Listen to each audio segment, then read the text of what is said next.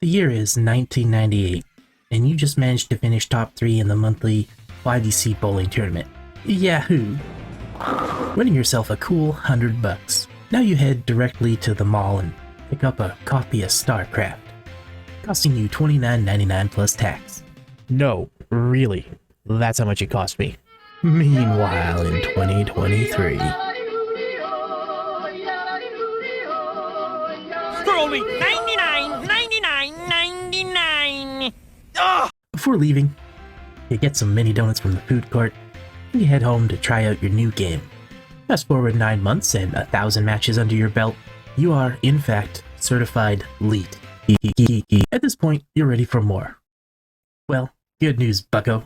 Food War is coming out, a full expansion to the game with new missions and units and tacos. Receiving incoming transmission. StarCraft: Brood War is a military science fiction real-time strategy video game developed Nuclear and launch published by Blizzard detected. Entertainment. It's the expansion pack to the original StarCraft game. The game does not feature tacos as an in-game item or feature. The game is set in a distant future where 3 unique species, Terran, Protoss, and Zerg, engage in intergalactic warfare. It's a highly strategic game that requires careful resource management and tactical decision. No tacos. Grinning face with sweat.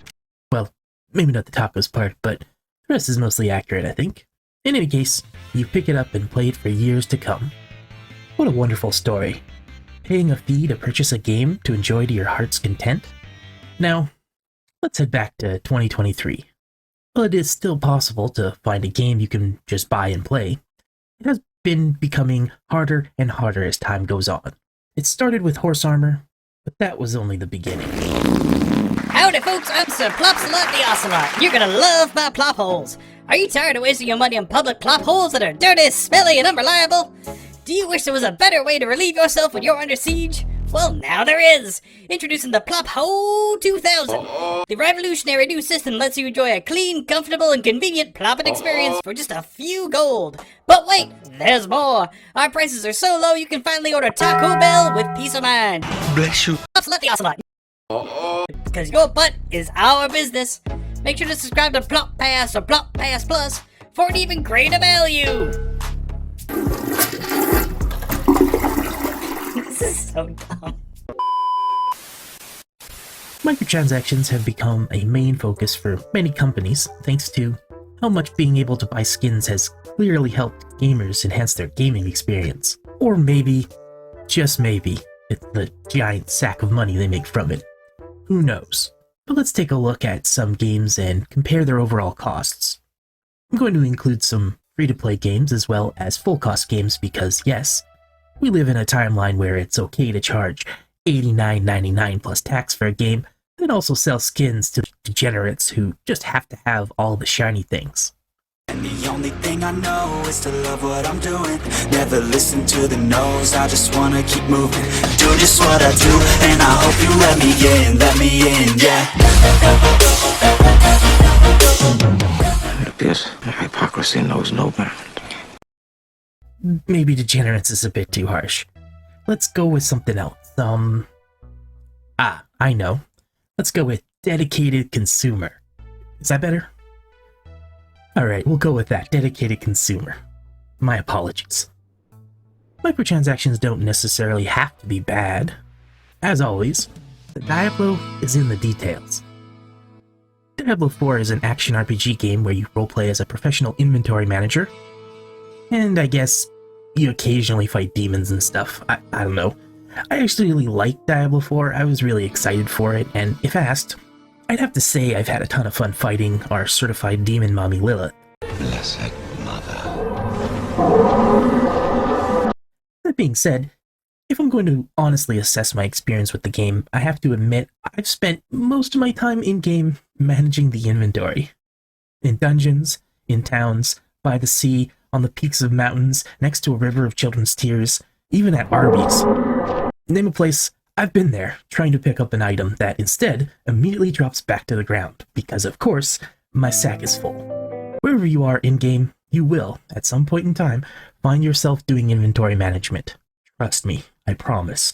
You'll be doing this a lot instead of playing the game. Take this as a warning. If you do decide to dip your toes into the Diablo 4 universe, you will spend most of your time with a full bag of useless loot you don't care about and even less useful gems. Oh my god, the gems. At first it's fun. You can use these things to make your gear stronger, be more buff, take on more demons. You can craft better and better gems as you collect more and progress in the game as well. This part really tries to tickle the ooh, shiny part of your brain.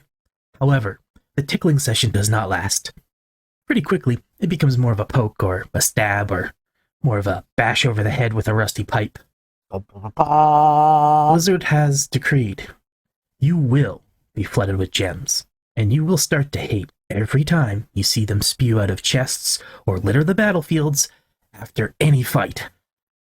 A lot of this has to do with the fact that Blizzard, in their corporate overlord wisdom, decided making gems their own tab would be too costly. It would burn way too much coal in their video game factory to be worthwhile. Also, all it would accomplish is to improve a player experience, and clearly, that's not an interest that Blizzard lists in their dating profile.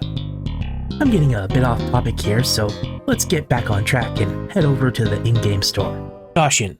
We have now entered the Beast's feeding ground. Please secure your wallets and Firstborn. I repeat, we have now entered the Beast's feeding ground. This is where the magic happens, the in-game shop. Here we have an interesting looking skin, some kind of undead skeleton. It looks a bit like one of the Army of the Dead from The Lord of the Rings Return of the King. Pretty sweet. I'd rock that. The set comes with all the bits and bytes, armor and boots and tattoos, even a sword you can poke stuff with. It's 2,800 plat, seems fair, but let's see how much plat costs. Oh, cheese and crackers, ham and bologna, that set's $33.99. What in the metaverse? That's over 3 copies of Shotgun Farmers for whale's sake. But hey, you can get 11,500 plat for a steal at $129.99. I thought I was doing a video on microtransactions. Turns out it's flipped on me, and it's actually a video on macrotransactions, because that's one macro of a transaction if I do say so myself. That's more than I paid for the game. Jeebus Blizzard, are times really that hard? Let's look at something a bit cheaper before I go nutty. Oh great, this one's only 2,500 plat. That works out to about 30 bucks. But hey, at least it comes with 3 faces. That's it, I'm done. This is way too wild for me to handle. Let's go to the next game before I say something unkind. So, that's what it's like in a full-priced game. Now let's look at a free-to-play game. Fortnite is a third-person shooter where you also have a side hustle as a contractor. It's the highest-rated, most profitable project to be inspired by the Home Depot since that 12-foot skeleton. I don't quite get the building simulator part of the game, but kids these days sure seem to love it. Fortnite is free. Unlike Diablo 4, which set me back $100, Fortnite costs nothing to download and makes money by selling skins and battle passes. As far as microtransactions are concerned, these are the kind that are most accepted and most reasonable. Games do need to make money or they'll quickly die, so if you're not going to charge a fee to buy the game, selling skins is a legit way to do it, and I think most people nowadays are perfectly fine with this kind of ecosystem. Players understand, well, there are some cool looking things that I don't get to play with because I didn't buy them, but I've been able to have a ton of fun in this game for free, so it's okay if I don't have that one yellow SpongeBob thong. It's just unfortunate that the success of this and other free-to-play games has sparked an insatiable money-hunger beast in the pay-to-play gaming market, thirsting for the kind of money the free-to-play games can bring in. Thirsty is a bad look, and it's even worse look on a video game company. Nothing good happens when the beast is feeding. I'm being a bit dramatic here. You get the point. Skins for sale in a free game equal cool. Skins for sale in a game you bought for $100, not quite as cool. Now that you know what Fortnite is, as if you didn't already, we're going to take a look at the in-game shop that they offer. See what we have to see here. And here we are in the shop. Looks like right up front they have Dragon Ball Z, Teenage Mutant Ninja Turtles, Star Wars, of course, as well as a billion other things that I'm not going to go look at. Because, in case you didn't know, I like turtles. so obviously we should check that set out first. It looks like they have a set that comes with all 4 turtles, both regular Fortnite and Lego Fortnite skins, as well as some weapons. I don't plan on buying anything in Fortnite. I have far too many Uncrustables to buy to be able to afford such a luxury. However, if I were going to buy a set, this would have to be it. Currently, we've got it on sale for 3,400 V-Bucks. So, let's take a look at about how much you'd have to spend to get those. $47.99. Okay, sure. There'll be some V-Bucks left over, but that's the lowest amount of money I can spend to get the set. That's painful, and that's on sale. The full price is double that. That's highway robbery. Still, better than D4, even if the skins are more expensive. Fortnite is free, and D4 costs $100. Now, this isn't in the game yet, but I have even heard rumblings that they plan on possibly charging for extra storage slots or a portable merchant, pay to win kind of things like that. Keeping all that in mind, there's no contest here. Fortnite seems to be more fair in the monetization area than D4. However, both criminally overcharge for skins, in my opinion. It's wild that people pay these kinds of prices. I can't believe it. These are the kind of things we used to get for beating a game completely or getting 100%. My god. Alright. That's enough ranting for now. Let's take a look at another set of skins. This one's a bit cheaper, and it's called the Slay Team Bundle. It seems to be holiday themed, and contains a moose on a stick, which, in my books, is a huge W. Everything else also seems to have antlers, including the Lego skins, which is a nice touch. Overall, solid holiday bundle. I wouldn't be getting this over the Turtles bundle, but this one is, thankfully though, cheaper than the Turtles one. You can manage to get it for $29.99 and have a few V-Bucks left over. Still, way too much money for me. I'm out. I'm tapping out. This is too expensive. Shotgun Farmers is an indie first-person shooter where farmers battle using produce-based weaponry. In normal mode, everyone starts with a corncob shotgun, but there are many different weapons in the game to utilize. From asparagus-based snipers to rocket-propelled carrots, you will find there is a weapon that suits your tastes. One of the main mechanics in the game is how you get weapons and ammo.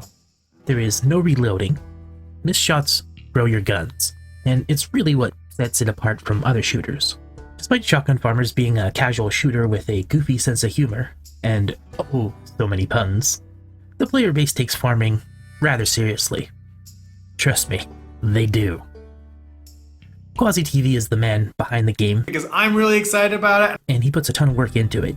Due to it being a smaller team, updates are often delayed, but they do eventually come out, and they continue adding free stuff over time, taking ideas from the community, and even adding items and skins that players have suggested. There have also been crossovers, most notably the recent one with Among Us. For all of this, the game is only $10 normally and goes on sale for less pretty regularly. And I know, right now, farmers who are watching are probably perplexed as to why I'm talking about Shotgun Farmers in a video about microtransactions. So I'll just explain it here. No, Quasi is not adding microtransactions, but Shotgun Farmers does have a cattle pass, their version of a battle pass, and an in-game shop.